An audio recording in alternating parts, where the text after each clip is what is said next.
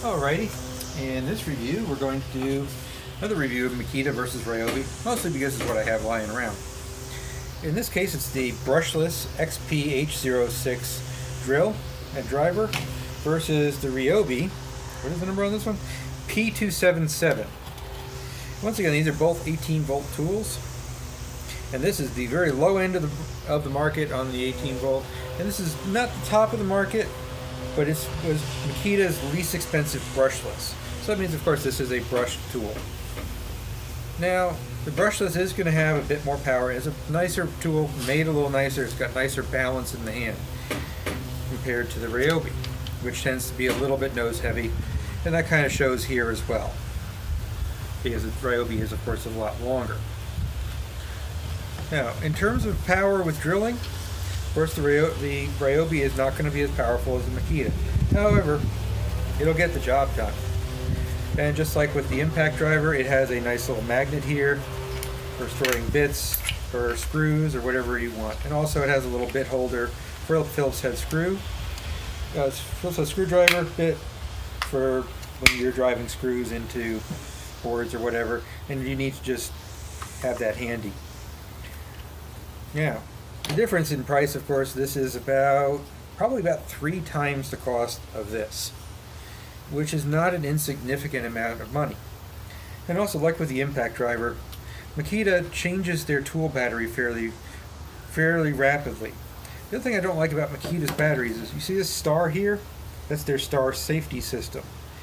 That means you burn out one cell, and this is just made of 18650 cells, just like this battery. But if you burn out one cell, you can't go in and replace the cell. It actually trips a circuit on a microchip inside, meaning it can never be used again. You can salvage the cells for something else, but you can't use them in a Makita tool. So that kind of sucks. Also, Makita tends to change their battery connector fairly rapidly. The Ryobi, this is about a 20-year-old battery here. It's a nickel cadmium battery. Now with Makita, their nickel cadmiums, they went directly up into the handle. Ryobi went with this style. And as you can see, the modern drill, it fits. Doesn't really drive it that well because it's about dead and it's not holding a charge very well. But if you go to the lithium 18 volt, it works just fine. The more powerful one, which is the lithium plus 18 volt, which I believe does give more current, and it works just fine. So this is a 20-year span of batteries you can use versus this one. Maybe they've had it for 5 years, and they'll probably change it again. In terms of features, both have the ability to drill and to have a clutch. However, this one right here, the Makita, one of the nice things is it does have a hammer drill function. Although it's not really quite as good a hammer drill as an actual dedicated hammer drill. Although I have used it to drill into concrete with good effect. And then it's got one for driving, and then of course one for just drilling holes. So we're going to put them both on drill, and then we're going to use this 1/2 inch Ryobi drill bit because they happen to be what I had lying around. But since both will use the same bit, we're going to just drill some holes. I'll give both the benefit of the doubt using the smaller lithium battery for both.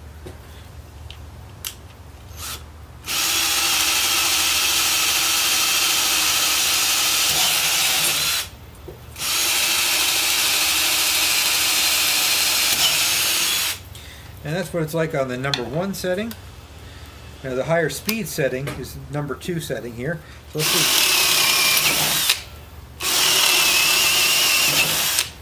Now you may wonder, why does it have multiple speed settings? If you're drilling metal, always put it on the 1. Metal takes longer to clear the chips, and it's just going to overheat the drill bit, and that will dull it. So if you're ever wondering why you seem to go through, and it's still kind of hot, you seem to go through drill bits, you're using the drill too fast. Slow down.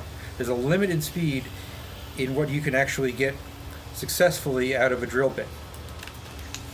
And both are nice because you can just use your keyless chuck and back it out. And here's a 2 amp hour battery for the Makita.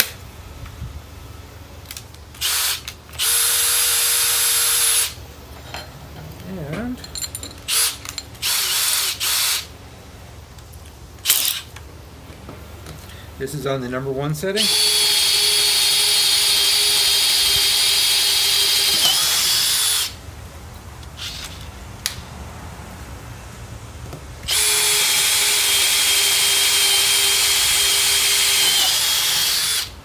And now let's go put it on 2nd gear.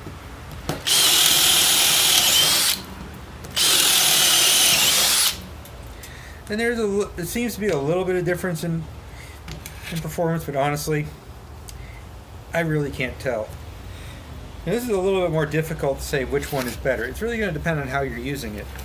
Now, if you're a homeowner who only uses a drill occasionally, maybe 2-3 times a year, you don't want either of these. You don't want battery operated tools at all. What you want is something like this. This is a 30-year-old Craftsman drill with a cord. Why?